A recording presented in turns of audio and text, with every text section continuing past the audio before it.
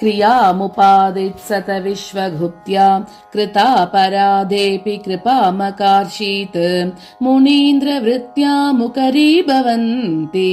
मुक्तिक्षमां वक्तुमियेष विद्याम् सतां चतुर्वर्गफलप्रसूतौ नारायणे गर्भगतेन ताङ्गी अभङ्गुरामुन्नतिमाश्रयन्ति सर्वस्य साधित्सत सर्वमेका कृशोधरी कार्श्यमतीत्य काले केनापि धाम्ना कृतवृद्धियोगा परामभिज्ञां क्रमशः प्रपेदे ताराभिनन्द्या तनुरैन्दवीव निगूढमन्तर्दददानिविष्टं पद्मापरिष्कारमणिं प्रभूतं मध्येन तस्याः प्रचितेन काले मञ्जूषयारूप्य भुवा बभूवे शनैः शनैस्तामुपचीयमानां दर्शान्तदीप्तामिव चन्द्रलोकम् अन्तस्थकृष्णामवलोकयन्तः चकृश्चकोरायितमात्मनेत्रैः मयि स्थिते विश्वगुरौ महीयान् मा भूद्भुवो भारयितीव मत्वा सखीजनानामवलम्ब्य हस्तान् संचारलीलां शनकैश्चकार मुकुन्दगर्भा मुकुरेषु देवी नापश्यतात्मानमवाप्तभूषा नातद्विषानन्दकदर्पणेन अतिदृशात् आत्मानमदृश्यमन्यैः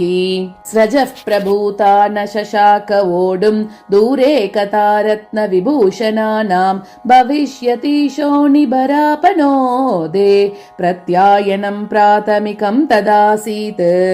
दिवौकसो देवकवंसलक्ष्मीं विलोक्यतां लोकनिदानगर्भां विभूतिमग्रे सरवेदवादाः व्याचक्युरस्या विविधप्रकारां पतिः सस्त्वामपि तत्प्रभावात् अदुःखशीलां समये भवित्रीं सुखैकतानामवलोक्य देवीं स्वसम्पदं सूचयतीति मेने पितृत्वमासाध्य सुरासुराणां पितामहत्वं प्रतिपत्स्यमानः अनन्तगर्भामवलोक्य देवीम् अतुष्य धन्येषु गदाभिलाषः तापोपशान्तिं जगतां दिशन्ति सन्ध्यापरा साधु जनप्रतीक्ष्या तामीदृशीं विश्वपितुः प्रसूतिं संवेदयन्तीव समाजगाम सुवर्णपीताम्बरवासिनी सा स्वधाम संशादित सूर्यदीप्तिः उपासनीया जगतां बभासे मुरद्विषो मूर्तिरिव त्वदीया प्रसक्तपातश्चरमाम्बुराशौ रक्तोरुबिम्बोरविरस्तशैलात् दिनान्तनागेन दृढप्रनुन्नं मनश्शिलाशृङ्गमिवा बभासे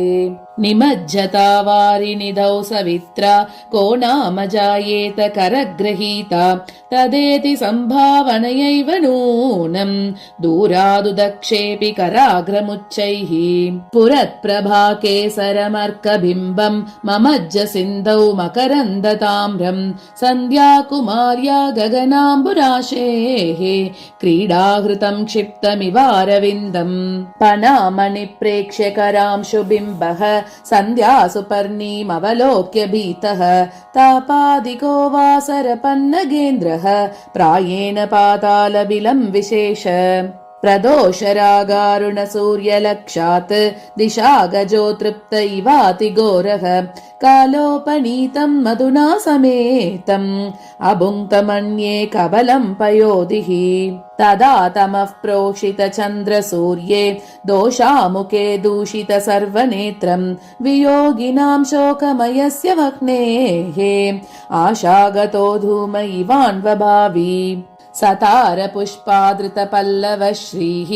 प्रच्चायनीरन्ध्रतमः प्रतानां विश्वाभिनन्द्या ववृधे तदानीं वैहायसी कापि वसन्तवन्याम् अलक्ष्यतः श्यामलमन्तरिक्षम् ताराभिरादर्शितमौक्तिकौगम् निवत्स्यतो विश्वपतेरवन्याम् कालेन भृत्येन कृतम् वितानम् अभृङ्गनाद प्रतिपन्न मौना निमेषबाजो नियतम् वनस्ताः दूरम् गते स्वामिनि पुष्करिण्यः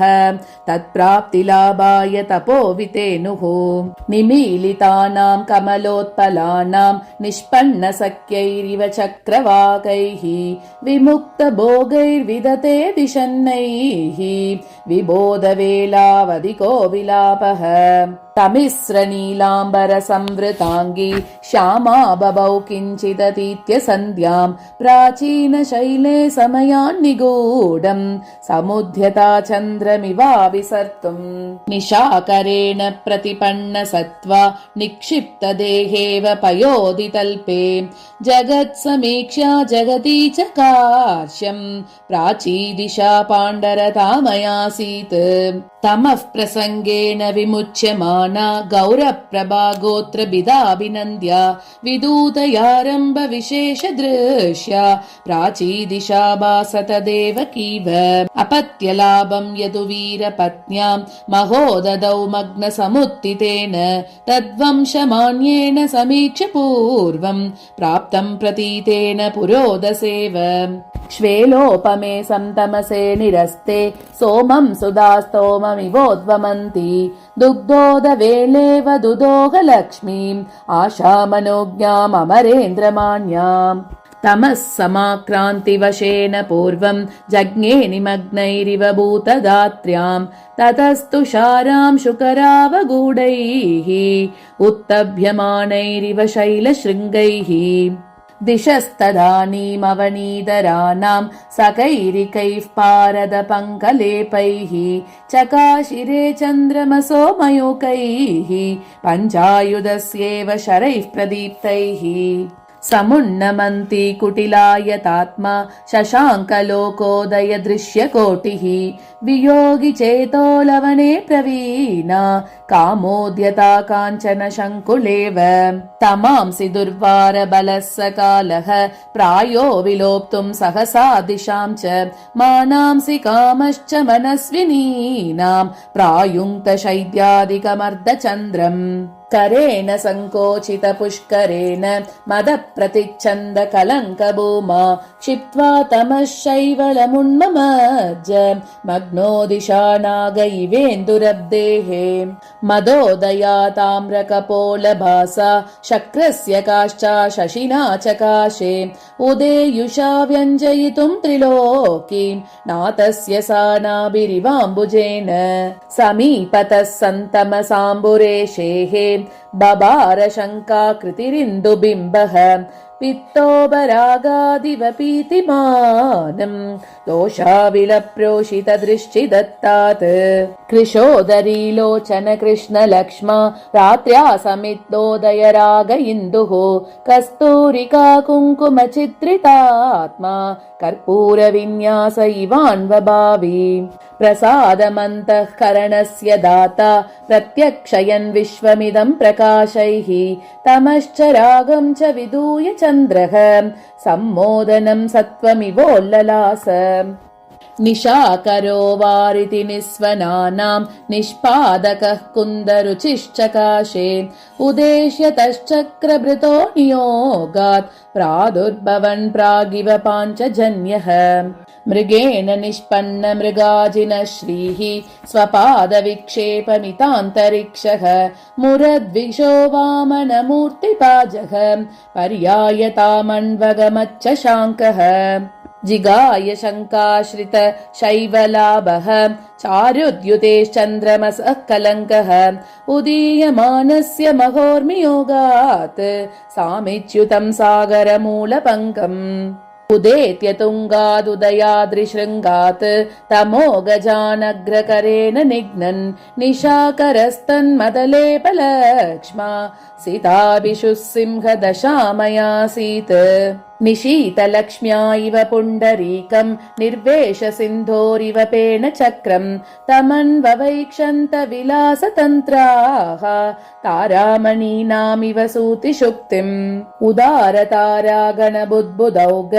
चन्द्रेण सम्पन्न सुधा प्रसूतिः अशेष दृश्यामधिगम्य लक्ष्मीः आलोकदुग्धोदधिराबभासे प्रकाशयन् विश्वमिदं यतावत् चन्द्रोदयोद्दीपित सौम्यतारः आसीन्निशीतो जगतः प्रभूतात् अन्तस्य दैवादिव दृश्चिलाभः विशोदिताद् विष्णुपदात् चरन्ति विश्वङ्मुखी सागरवृत्तिहेतोः तमोमयीं सूर्यसुतां निकीर्य ज्योत्स्नानदीशोऽनमपि व्यमुञ्चत् कलङ्कचित्रीकृतमिन्दुकण्डम् तमः समध्यासितसत्त्वकल्पम् अशुष्कशैवालमिवा बभासे सिद्धापघासैकतमर्ददृश्यम् स्वमत्यसम्पन्न विशुद्धधामा श्यामा च सा देवकनन्दनी च तमक्षिपन्त्यौ जगतां त्रयाणाम् अन्योन्यसंवादमिवान्वभूताम् शाकावकाशेषु कृतप्रवेशैः चन्द्रातपैराश्रितचारकृत्यैः हतावशिष्टानि तमांसि हन्तुम् स्थानम् तदाक्रान्तमरुग्यतेव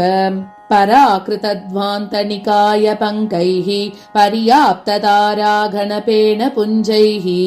अशोभतद्यौ रसमायुधस्य यशप्रवाहैरिव चन्द्रपादैः